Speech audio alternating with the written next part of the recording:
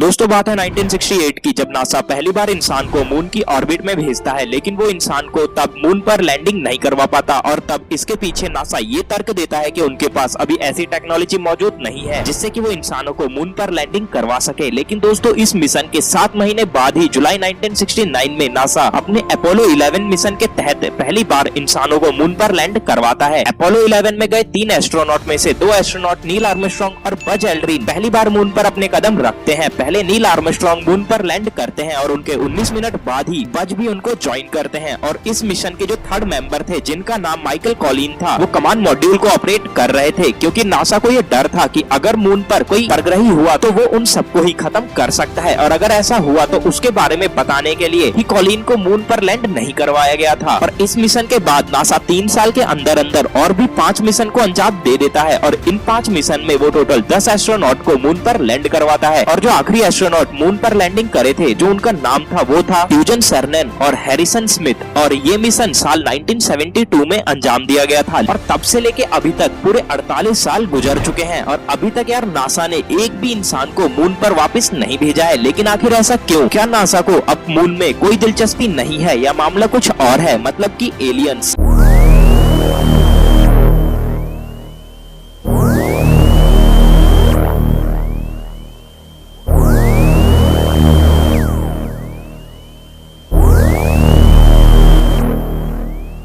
आज मैं आपको यही बताने वाला हूँ कि आखिर नासा ने क्यों 48 सालों से एक भी इंसान को मून पर वापस नहीं भेजा है, और आखिर इसके पीछे की असलियत क्या है, आज हम ये पता करने वाले हैं। तो वीडियो बहुत ही मजेदार होने वाली है, तो वीडियो को बिना स्किप करे और लास्ट तक देखना। और हाँ, ऐसी ही रोमांचक वीडियोस देखने के लिए इस चैनल को भी जरूर सब्सक्राइब कर लेना। तो चलिए अभी सीधा वीडियो के मेन पार्ट पर आते हैं। So let's get started. दोस्तों पहले तो मैं आपको ये बता देता हूँ कि जब एलियन रिसर्चर्स और अलग अलग संस्थाओं ने नासा से ये बात पूछी कि आखिरकार वो अब इंसानों को क्यों चांद पर नहीं भेज रहा है, तो इसका आंसर नासा ने स्पष्ट रूप से कुछ भी नहीं बताया था। बस नासा ने ये बताया था कि अब मून पर ऐसा कुछ भी नहीं है जिसे जानना बाकी रह गया हो, और मून पर जाने में भी जितना पैसा खर्च होता है, अगर उतने ही पैसे को नासा किसी और जगह पर लगाएगी तो वो ज्यादा अच्छा होगा। लेकिन क्या ये लॉजिक सही था? मुझे नहीं लगता, क्योंकि अगर ऐसा होता तो नासा के साथ साथ बाकी स्पेस एजेंसीज भी करोड़ों रुपए खर्च करके मून पर अपने लैंडर और ऑर्बिटर नहीं भेजती, और हर साल मून के अध्ययन के लिए करोड़ों रुपए यूं ही नहीं खर्च होते। और अब मैं आपको वो सभी राय बता देता हूँ जिसे बहुत से एलियन रिसर्चर्स ने पेश किया है। उसके बाद आप खुद ये डिसाइड कर लेना कि आखिर कौन सच बोल रहा है, नासा या वो एलियन रिसर्चर्स। तो दोस्तों जब पहली बार नील आर्मस्ट्रांग मून पर गए थे, तब यूएस में उनका मून लैंडिंग लाइव प्रसारण चल रहा था, और तभी बीच में नील आर्मस्ट्रांग कुछ कहना चाहते थे, लेकिन उनका जो लाइव चल रहा था उसे 2 मिनट के लिए डिस्कनेक्ट कर दिया गया था। लेकिन आखिर क्यों ऐसा किया गया था? नील आर्मस्ट्रांग ने वहाँ पे ऐसी कौन सी चीज देखी थी जिसे नासा दुनिया से छुपाना चाहती थी? और जब नील आर्मस्ट्रांग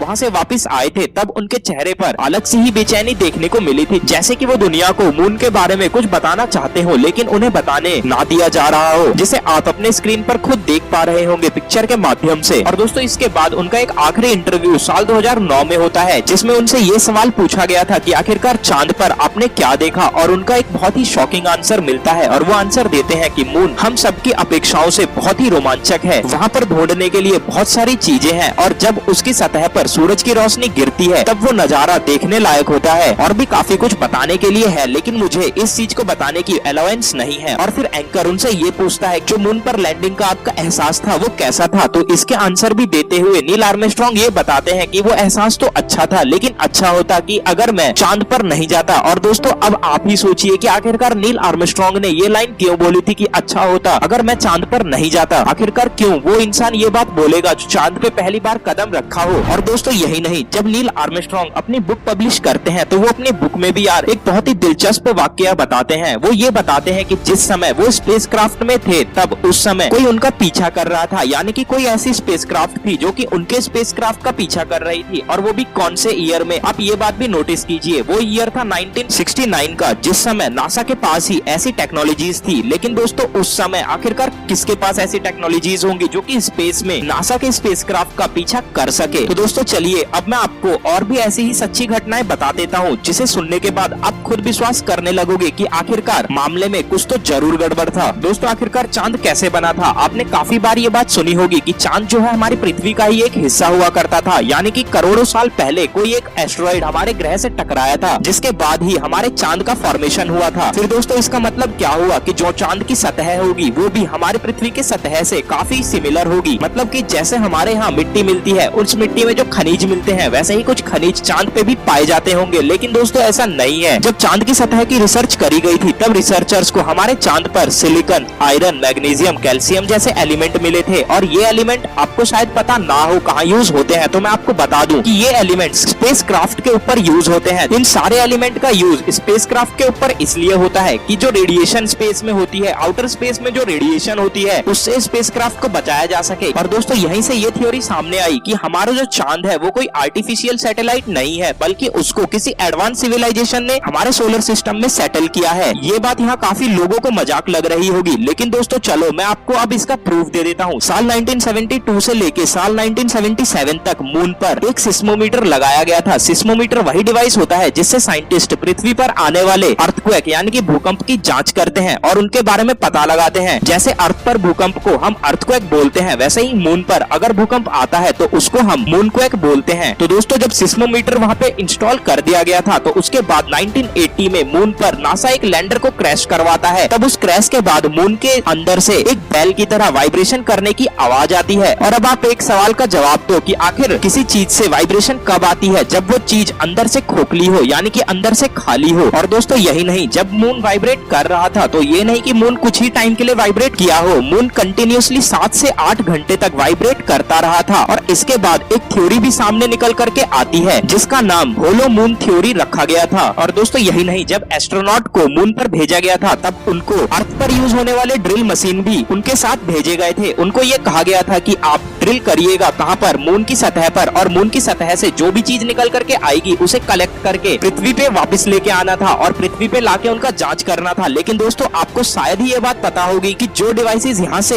एस्ट्रोनॉट सब लेके गए थे वो मून पर बिल्कुल भी वर्क नहीं कर पाए थे। यानी कि जो मून की सतह थी वहाँ पे वो ड्रिल मशीन और वो सारे ही डिवाइसेस वर्क नहीं कर पा रहे थे। यानी कि मून की सतह को कुछ अंदर तक तो वो सारे डिवाइसेस खोद पा रहे थे, लेकिन मून के ज्यादा अंदर तक वो डिवाइसेस नहीं खोद पा रहे थे जितना कि वो आमतौर पर पृथ्वी पर कर लेते हैं। तो दोस्तों यहाँ से कुछ थ्योरीज तो यार बिल्कुल ही क्लियर हो गई थी कि जो हमारा मून है उसमें कुछ ना कुछ तो यार गड़बड़ी जरूर है। तो दोस्तों आपको क्या लगता है कि क्या हमारे मून पर कोई एडवांस सिविलाइजेशन है जो कि हमारे ऊपर नजर रखती है और उनको पसंद नहीं है कि हमारा वहाँ जाना? और भी ऐसी बहुत सी थ्योरीज मौजूद हैं जिसे नासा ने हम सबसे छुपा के रखा था, लेकिन आगे जाके धीरे धीरे वो सारी थ्योरीज दुनिया के सामने आती गई। आज की वीडियो ज्यादा बड़ी हो गई थी, इसीलिए मैंने इसे यहीं खत्म करना सही समझा। और अगर आपको भी ये वीडियो अच्छी लगी हो तो इस वीडियो को एक बार जरूर लाइक कर देना और जितना हो सके उतना शेयर भी कर देना कि आखिर आपके दोस्तों को भी पता लगना चाहिए कि आखिरकार हमारा जो मून है वो कितना रहस्यमयी है। और दोस्तों अब आपसे मुलाकात होगी एक और नई वीडियो के साथ, तब तक के लिए धन्यवाद।